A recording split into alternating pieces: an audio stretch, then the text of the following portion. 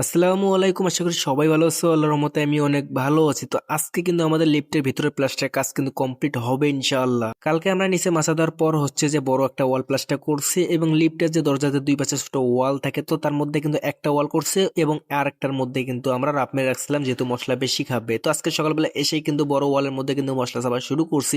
পিছনে কিন্তু আরেকটা কিন্তু এরকম সেম একটা ওয়াল আছে, তো বড় আগে করব, তারপর হচ্ছে যে ছোট ওয়ালটা করব। কালকে কিন্তু আমরা বালু ফেলে রাখিনি, তার কারণ হচ্ছে যে জায়গায় আমাদের হেল্পাররা মশলা তৈরি করে ওই জায়গায় কিন্তু পানি জমে থাকে, যে কারণে আমরা বালু ফেলে রাখিনি। বালু ফেলে রাখলে কিন্তু বালুগুলো ভিজে যায়। তো আজকে সকালবেলা এসেই কিন্তু বালু ফালাইছি, এরপর হচ্ছে যে মশলা তৈরি করছে আমাদের হেল্পাররা, এরপর হচ্ছে যে আমরা প্লাস্টার শুরু করছি। আমাদের কিন্তু প্রায় একটা ওয়ালের মধ্যে মশলা সাবা কমপ্লিট হয়ে গেল। তো এখন ভালো করে সুন্দর করে চেপে নেবো এবং এরপর হচ্ছে যে পাট্টা মারবো এবং এরপর হচ্ছে যে ভালো করে কিন্তু আমরা ফিনিশিং দেবো। সকালবেলা তো নর্মালি সবারই ঠান্ডা লাগে, তো আমারও অনেক ঠান্ডা লাগে যেহেতু আমার শরীর অসুস্থ, যে কারণে আমার ঠান্ডা একটু বেশি লাগে। তো ঠান্ডা যেটা পোশাক ছিল ওইটা কিন্তু খুলে ফালাই রাখলাম কিছুক্ষণ আগে, তার কারণ হচ্ছে যখন কাজ শুরু করছিলাম তখন তো একটু গরম লাগছিল, যেই কারণে ঠান্ডার পোশাকটা খুলে রাখছি এবং এরপর হচ্ছে যে কাজ শুরু করছি। তোমরা কি একটা জিনিস লক্ষ্য করছো, আমি যখন ওয়ালের মধ্যে পাট্টা মারা কমপ্লিট করছি এরপর হচ্ছে যে কিন্তু তেমন কোনো খোঁজ দেখা যাচ্ছে না। ছোট ছোট খোঁজ আছে, সেগুলো কিন্তু ক্যামেরার মধ্যে দেখা যাচ্ছে না, বাস্তবে দেখা যাচ্ছে। কিন্তু আমি কিন্তু পাট্টা অনেক সুন্দর করে মারি, মানে আমি পাট্টা মারার সময় ফিনিশিং প্রায় দিয়ে ফেলি অর্ধেকই। আমি যখন এভাবে পাট্টা মারি তখন কিন্তু আমাদের হেল্পাররা ফিনিশিং দিতে অনেক মজা পায়, তার কারণ হচ্ছে তখন কিন্তু তেমন একটা খোঁজ ধরা লাগে না, রূপসা ঘোরাইলে কিন্তু ফিনিশিং হয়ে যায়, যেই কারণে আমাদের হেল্পাররা অনেক মজা পায়। তারা কিন্তু বারবার বলে যে ওস্তাদ আপনি এইভাবে পাট্টা মারবেন, এইভাবে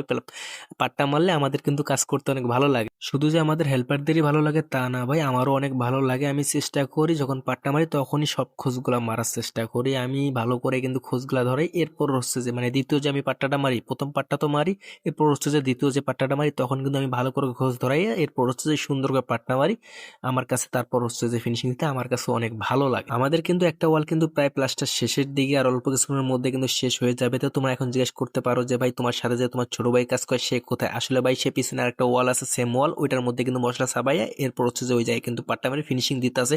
তাদেরও ওয়াল কিন্তু প্রায় শেষের দিকে। এইমাত্র আমাদের কিন্তু লিফটের প্লাস্টারের কাজ কিন্তু কমপ্লিট হলো। তো চলেন এখন ভালো করে আপনাদেরকে দেখাই। মাছাটা কিন্তু প্রায় ভাঙায়, প্রায় কমপ্লিট করে ফেলতে ধরছে। আমি বললাম যে দাঁড়াও আমি ভিডিওটা করে নিই, এরপর হচ্ছে যে মাছাটা ভাঙবো। দেখো ভাই আমার আজকে নিয়ে 14 দিন লাগলো এই প্লাস্টার করতে। অনেক সময় দেখা গেল যে আমি একজন প্লাস্টার করছি, মানে আমি একা মিস্ত্রি কাজ করছি এবং কামরুল মামা কিছুদিন কাজ করছিল, 2 দিন মনে কাজ করছিল, এরপর হচ্ছে যে বাসা চলে গেছে।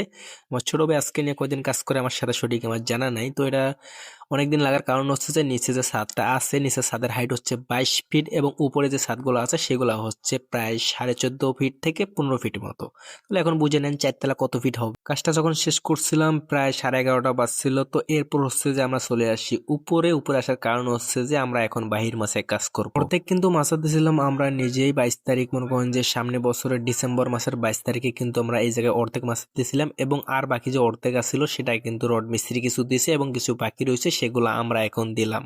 এখনো কিন্তু মাছা দেওয়া কমপ্লিট হয়নি, এখনো কিছু বাকি রয়েছে, সেগুলো আমরা কালকে মাছা দেবো। আজকে তেমন আর সময় নেই আমাদের হাতে। তো আজকের মতো ভিডিও এই পর্যন্তই, তোমাদের সাথে দেখা হচ্ছে আমার কালকে। ততক্ষণে সবাই ভালো থাকবেন, সুস্থ থাকবেন। আল্লাহ হাফেজ।